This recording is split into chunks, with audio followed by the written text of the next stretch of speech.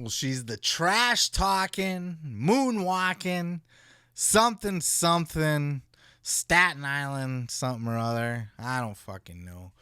Carmella. Mella is money. I like Carmella. Carmella's cool in my book. She's cool.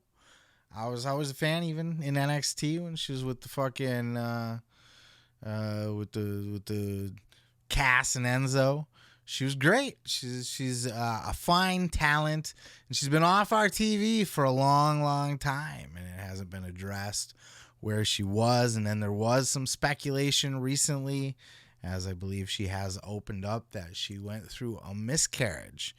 And there was a little bit more to it than that, though. There was a serious health issue involved with that, a deep depression, and Carmella opens up about it on her husband's show, After the Bell, with Corey Graves and KP. Check out this clip. Some health issues going on that we've now moved on from. I'm great. I'm healthy. I'm ready to go. But yeah, it's been a crazy 7 months, to say the least. Well, I know firsthand what you've been dealing with because you are my wife and we live under the same roof. And occasionally we get to spend time in the same city as one another. But I know you've been open and honest about it while you were away via your social media, which you do your best to keep in touch with everybody on those platforms. But for those who may not be familiar, what went down, I know this is something very, very important to you to speak about, and you've had a lot of time to deal with and wrap your head around it. And I know before we invited you on here, you said you were going to be comfortable sort of shining a little light on that for the listeners who may get something important to take away from it.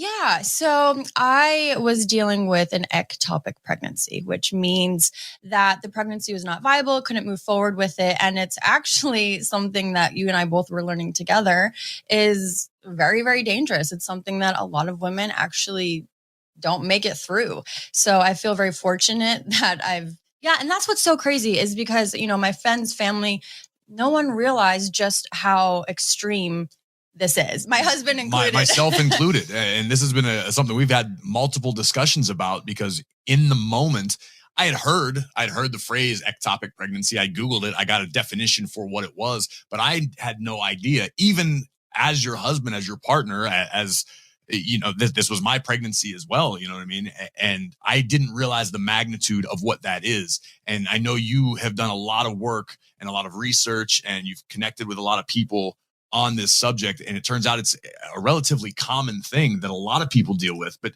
sometimes aren't necessarily open to talking about. Yeah, I guess I wouldn't say it's common. It actually only happens to 6% of pregnancies, which is crazy to think about, 6%.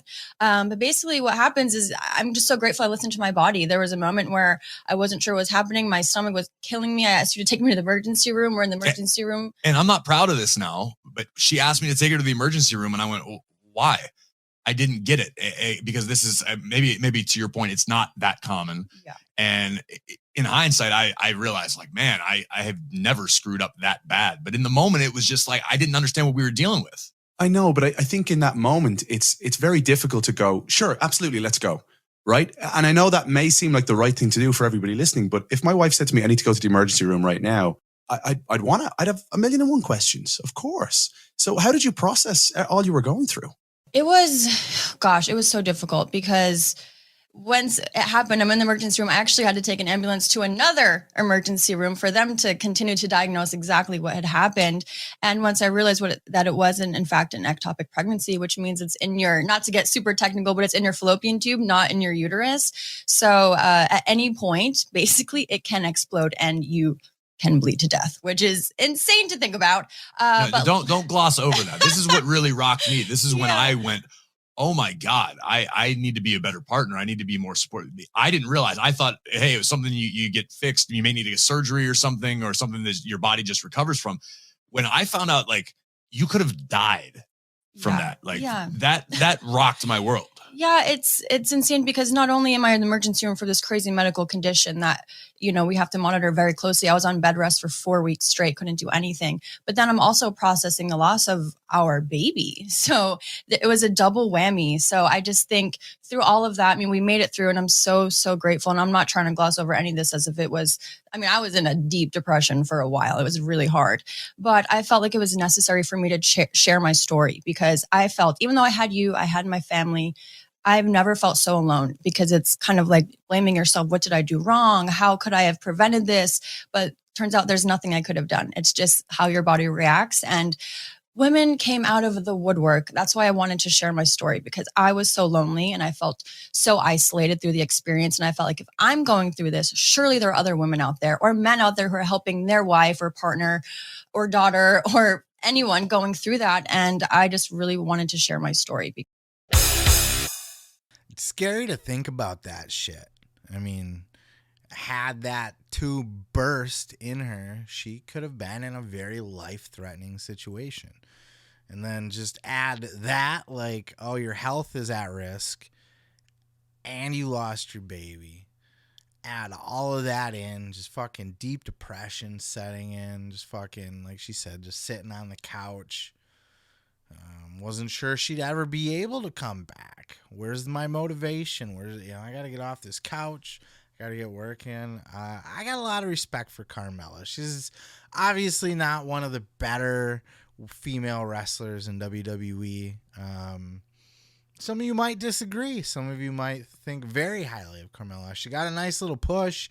I'm actually glad that she was like the second to last in the Elimination Chamber. Of course, Asuka had to get the win. Asuka's my bitch. I fucking love me some Asuka.